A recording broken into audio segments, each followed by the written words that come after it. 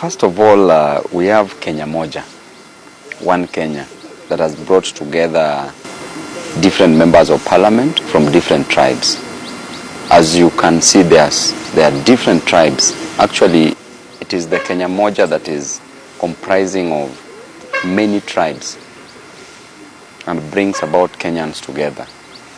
We are not a third force. We are the only force, because there is no any other alternative to leadership.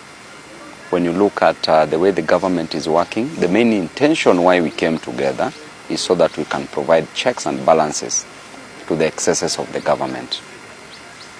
We are not happy with what the government does. We are not happy with the extrajudicial killings. We are not happy with the corruption in the country. We are not happy with the high cost of living. We are not happy with the overtaxation of Kenyan citizens. We are not happy with high cost of education in this country. We are not happy with unemployment rate in this country. So as youthful members of parliament, we've decided to come together to provide an alternative leadership. This country is going to remain for us. We are closer to the future than any other person who is older than us.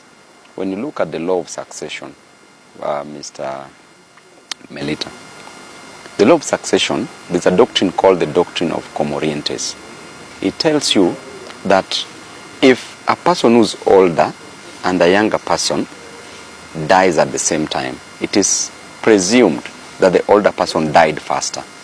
So if an older person is to die through natural ways, then it is presumed that an older person will die faster than a younger person. That tells you that every other person who is older than us may die faster through natural causes than us. So that tells you that the country will remain for the younger people. If we remain in a country that is destroyed by those who are ahead of us, then we will have no country to take care of. We are leaders of today. We are leaders of tomorrow. And we want a nation which will be better for us and for our generation. So that is the reason why we decided to come together as the only force, not as the third force. Because if we can be the best force, why do we want to be the third force? We are not the third. We are second to none. We are not playing a second fiddle. We are second to none. We are the first force. We are the only force. But the only force with an intention to be passionate, to fight for the interest of Kenyans. But you see, Melita, you've seen people with political parties but have no following. We may not have a political party, but we have the people. Every Kenyan is in our team. We have the people. Every political party is always registered with an intention to get the people.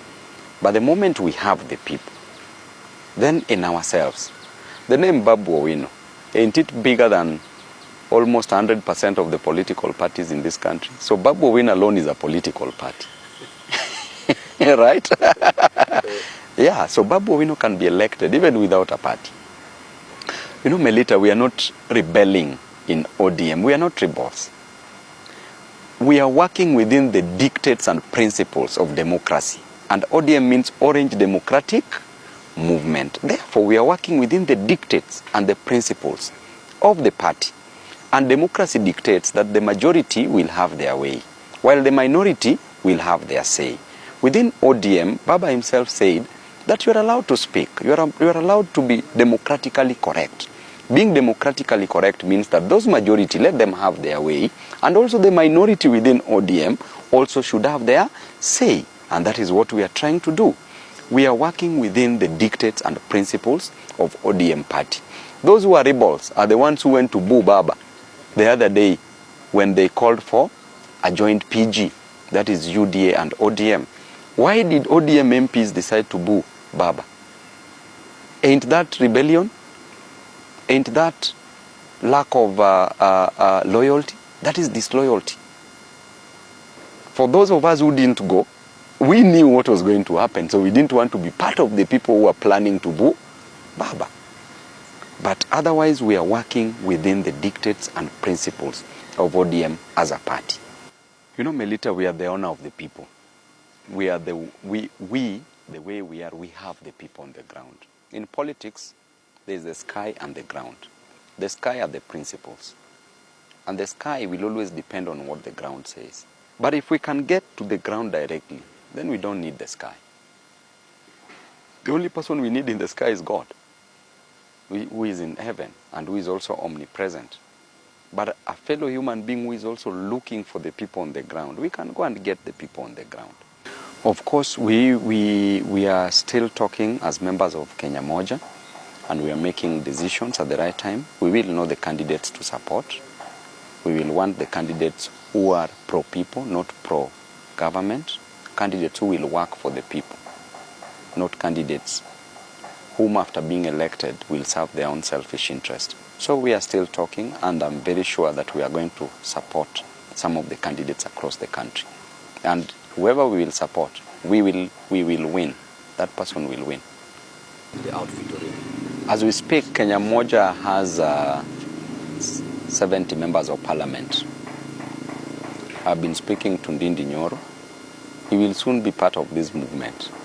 And there will be other people, other MPs, but most importantly, Kenyans are behind this movement. This movement is bigger than any other movement that has ever been formed in this country. This is the movement that will take people to Canaan. And this is the only movement that all Kenyans should join. Because this movement has so many blessings and has goodies for Kenyans. Wale wengine, agents of Satan. He, agents of God. So it's upon you to choose to serve Satan or to serve God. Yes.